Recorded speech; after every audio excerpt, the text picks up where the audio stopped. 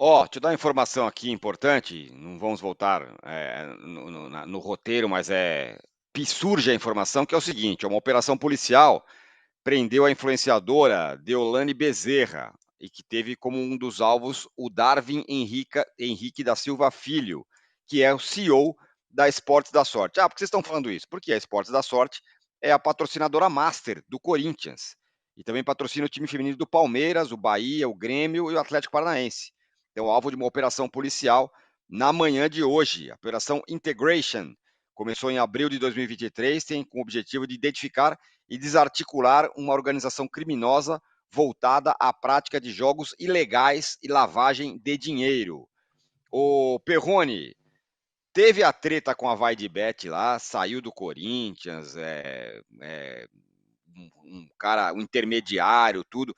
Por conta disso tudo, o Augusto Melo está sofrendo um processo, quase um processo de impeachment, e agora a nova patrocinadora do Corinthians é alvo dessa operação aí que prendeu a influenciadora Deolane Bezerra, que é a Esportes da Sorte.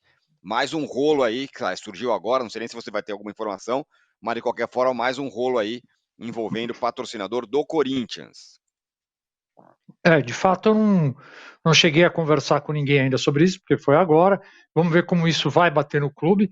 Mas é impressionante, assim, não dá para a gente dizer que tem alguma ação direta do Corinthians e tal, mas é impressionante como o tema policial vai rondando o Corinthians, né? Então, mais uma vez, fica rondando o clube. Assim, eu tenho conversado muito com as pessoas que investigam ali o caso da Vai de Bet, o Corinthians é tratado como vítima ali, e assim, eles estão muito ligados em tudo que acontece em torno do clube e no clube. Eu desconfio que eles vão olhar com carinho aí para essa investigação também, para ver algum ponto ali que talvez possa ajudá-los na investigação, apesar de ser um patrocinador diferente, enfim, apesar do Corinthians não ser o investigado, ser vítima, mas os caras estão atentos a tudo. Assim, o que é impressionante é como o Corinthians não consegue, né? Como essa coisa policial fica rondando o Corinthians o tempo inteiro, por mais que, assim, repito, é importante dizer, não é um caso que envolva diretamente, não é uma ação feita pelo Corinthians que tenha gerado esse tipo de investigação.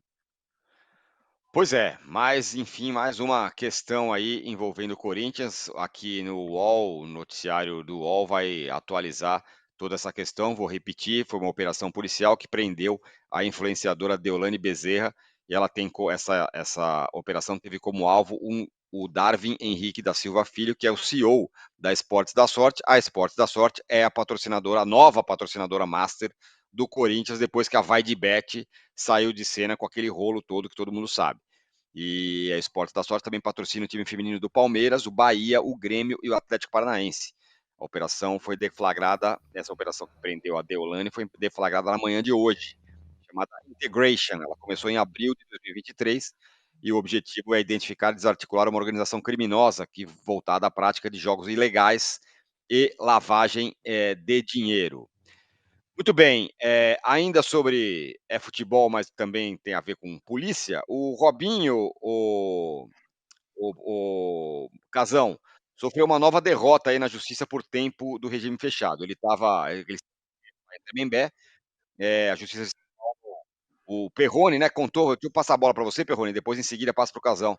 Na sua coluna de hoje você fala que ele tentou progredir para o regime semiaberto e não conseguiu. Então, diga lá, Perrone, e depois eu passo para o Casagrande em seguida.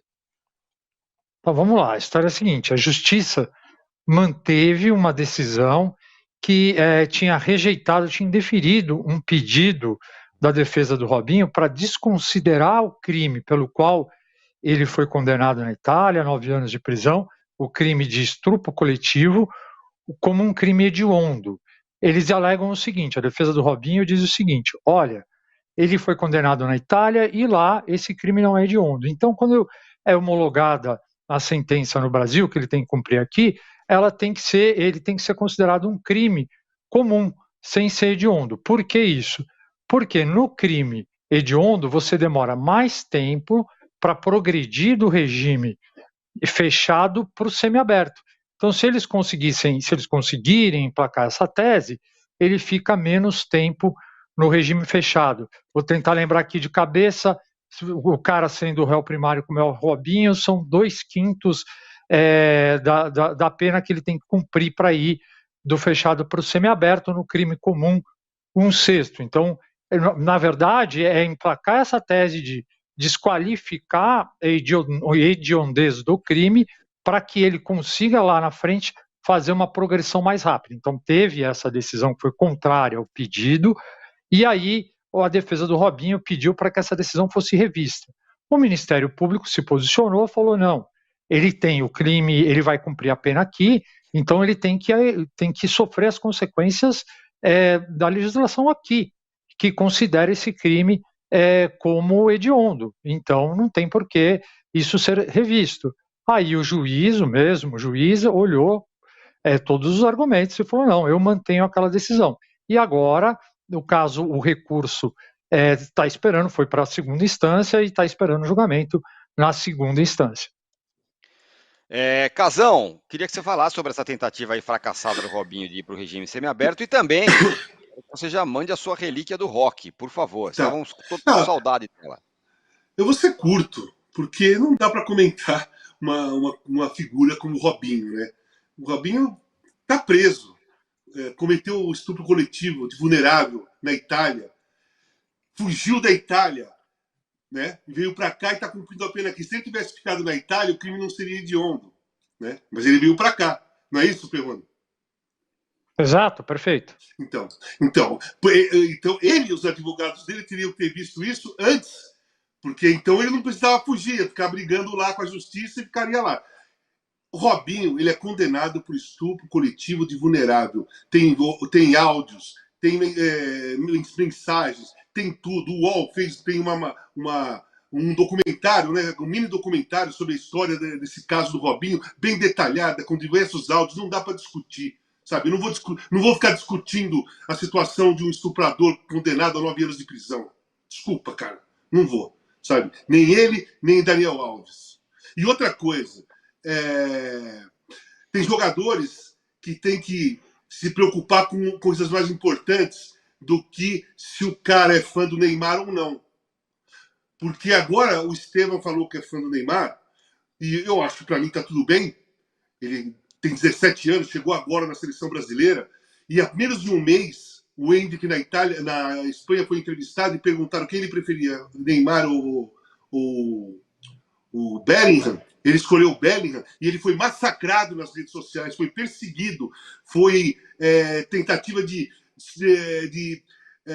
tirar a credibilidade dele, de zombar da opinião dele, de debochar da opinião dele. E isso o Estevão viu o que aconteceu. Você acha que o Estevão ia chegar na seleção brasileira e falar que não, meu ídolo é outro, mesmo que fosse o Neymar, meu ídolo é outro? O garoto falou que é fã do Neymar, então eu acredito que ele é fã do Neymar, ele tentou o direito de ser fã do Neymar, e o futuro dele não está em risco por causa disso. Ele só tem 17 anos. Quem vai fazer o futuro dele é ele. Não é ele ser fã do Neymar que complica o futuro dele. As escolhas dele vai definir o futuro dele. Só que teve jogador que saiu contra o Endrick na época, né? Tanto o Thiago Silva como o Rafinha saíram para ir contra a escolha do Endrick. Mas esses jogadores nunca falaram nada do estupro do Robinho e do estupro do Daniel Alves. Então, para esses caras, é muito mais importante se o cara escolhe o Neymar ou não como ídolo do que 2 jogadores que foram condenados por estupro. Muito bem. Ótimo. Casão, estamos saudados. Sabe o que eu acho, Girone? Rock. Oi, fala, Mauro. O garoto deveria dizer apenas que ele é fã do Bob Charlton. O Endrick, né? Não é? O Endrick. Claro. O Endrick já falou que viu o Bob Charlton. Aí o Estevão deveria dizer a mesma coisa. Assim, é melhor virar meme do que ficar aturando hater. Vira meme. Agora, esses garotos, já falei isso outras vezes, as perguntas feitas, às vezes a sacanagem do repórter, fazem perguntas a esses meninos para as quais eles não estão preparados para responder. Agora, com 17 anos, amigo, você saberia falar sobre temas diversos que eventualmente você até não consiga a vida inteira, né? Então, querem que eles falem sobre tudo. Eu acho que quem orienta esses meninos deveria dizer, olha, perguntou alguma coisa fugindo do futebol, gente, eu sou muito jovem ainda, deixa eu falar só do meu jogo, do que eu faço, eu não me sinto preparado para falar de outros assuntos, então eu prefiro não falar disso. É melhor, porque perguntam sobre várias coisas. Não dá para esperar que um menino dessa idade vai dizer que praticamente passa a vida voltado só para o futebol, fale de vários outros assuntos. Aí até em pequenas coisas, como quem é o seu ídolo, ele está vulnerável, ele vai tomar pancada de todo lado, encheção de saco. E também com 17 anos você não construiu ainda uma coraça para te proteger desses caras. E tem outra. Essa pergunta de quem que você é fã, ou quem é melhor, esse ou aquele, para um garoto de 17 anos e para um outro de 18 anos, é uma sacanagem, pô. Porque qualquer resposta que ele der, ele vai ser massacrado por alguma parte da sociedade dentro da internet. Pô, deixa o garoto em paz, pergunta da emoção dele de chegar na seleção, qual é o sonho dele, o que ele quer, e blá, blá, blá, blá, blá. Não coloca o garoto numa dificuldade dessa, pô. O cara que faz a pergunta sabe que vai dar problema pro garoto. Sabe, cara. Pô, vai dar clique também. Vai dar clique também. E só assim, eu acho que o Estevão tem um futuro brilhante pela frente. É um puta de um jogador. Eu acredito pra cacete esse moleque. Ele pode, se ele desenvolver, ele pode ser um dos melhores jogadores do mundo. E se ele é fã do Neymar, é problema dele. Isso não dá. Não é direito julgar um possível futuro só porque ele acha só porque ele é fã do Neymar, gente. O futuro dele é feito por ele, não pelo ídolo dele. O futuro dele é as escolhas dele. Que ele ainda tem 17 anos e vai começar a escolher ainda. Vamos lá.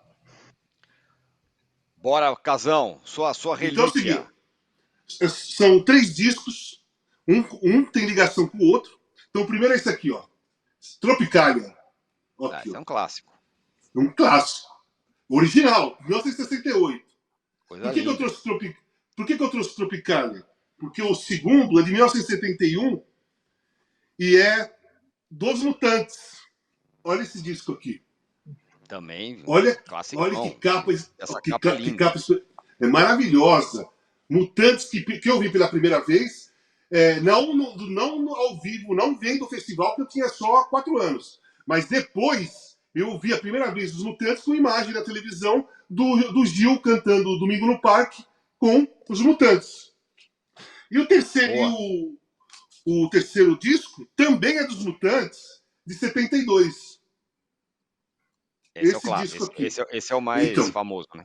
Mais famoso, que a primeira música do lado B do disco é Balada de um Louco, que é um classicaço do rock and roll nacional. Eu trouxe esses 3 discos porque são discos, a capa maravilhosa, olha como eram as capas dos discos antigamente. Para quem é jovem, essa loira lá em cima é a Rita Lee, tá? É a Rita Lee, essa aqui, ó. Rita Lee, e a preocupação com o desenho da capa, né, com a parte artística da capa do disco, e muitos têm aquele pôster dentro, ou tem um encarte dentro mostrando as músicas e outros desenhos e tudo mais. Então é Mutantes, 2 Mutantes e um Tropicália, que também tem os Mutantes. Por isso que eu trouxe o Tropicália. Coisa maravilhosa. Ó, 2 recados sobre essa relíquia do rock do Casão hoje. Primeiro, uma vantagem de ser pessoas mais velhas como nós é a gente ter vivido a época do vinil, que é umas coisas culturais, uma das artes mais legais possíveis. Hã? Eu continuo vivendo a era do vinil. Dá para viver ainda, mas viver a era do vinil, você abrir um disco de vinil e ver o quando só tinha ele, né? Quando só tinha ele é uma coisa, uma sensação maravilhosa que só nós que somos mais experientes temos. Essa é uma. E outra para os mais jovens também. Se vocês nunca ouviram Mutantes, ouça. É um som que é dos anos 60, final dos anos 60, 70, que parece que os caras fizeram ontem, de tão moderno, revolucionário, transgressor que é muito legal. Mutantes, sem contar que os Mutantes é referência para muitas bandas americanas, inglesas, porque o sucesso dos Mutantes é muito maior, continua sendo muito maior no exterior do que aqui, como várias bandas aqui que fazem isso também. Mutantes é espetacular. Então tá aí, Relíquia do Rock voltou com força hoje, hein? Voltou bem. Casão, muito obrigado pela relíquia do programa. Perrone, muito obrigado. Mauro, muito obrigado. Vocês todos que estiveram com a gente também. Chegamos aí a 2.000 likes.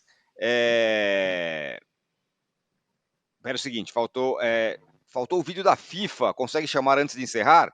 Consigo. Qual é o vídeo da FIFA? Desculpa a minha ignorância aqui. Só vamos passar o vídeo aí então. Manda bala. What a special moment. Today, we launched the brand of the new FIFA Club World Cup.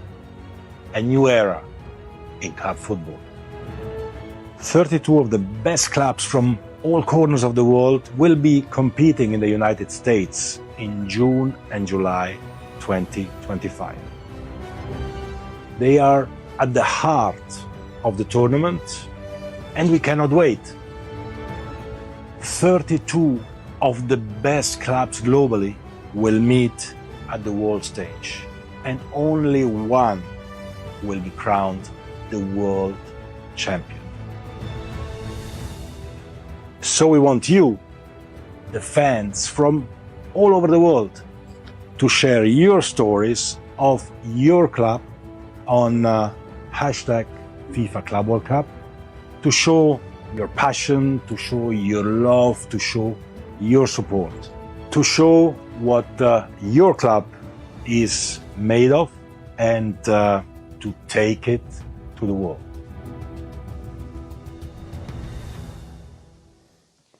Muito bem, tá aí o Infantino falando sobre o Mundial, falando sobre o logo tal do Mundial de Clubes que acontece logo mais, Mauro. Agora é para valer, hein? Não vai ter, agora vai.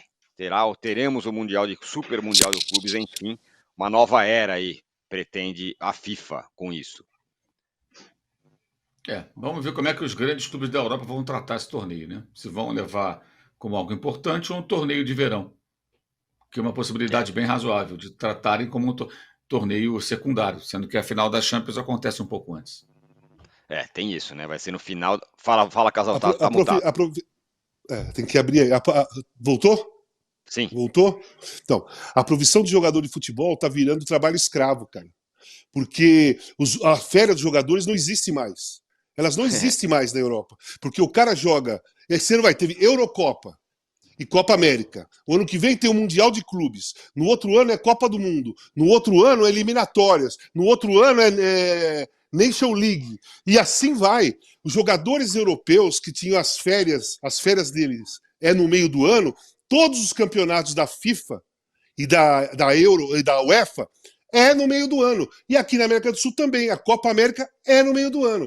Então, aquele período de férias que os jogadores que jogam na Europa não existe mais. Os caras, os principais jogadores do mundo que jogam na Europa, eles vão chegar na Copa do Mundo, que é o último evento, completamente destruídos. Destruídos, porque no ano anterior, nem o outro ano, não tem férias, cara. Cara, é um campeonato atrás do outro, é um torneio atrás do outro, cara. Sem fim. Não, esse Muito bem, Mundial Casão. pode ser até legal esse Mundial, mas a Nations League não é. A Nations League é desnecessário. Dá férias pros caras, pô. Com certeza, e a proliferação de data FIFA toda hora também é duríssimo. Casão, Perrone e Mauro, muito obrigado. Às 11 horas tem o de primeira, às 18 horas tem o fim de papo aqui no UOL. A gente volta amanhã. Valeu, tchau!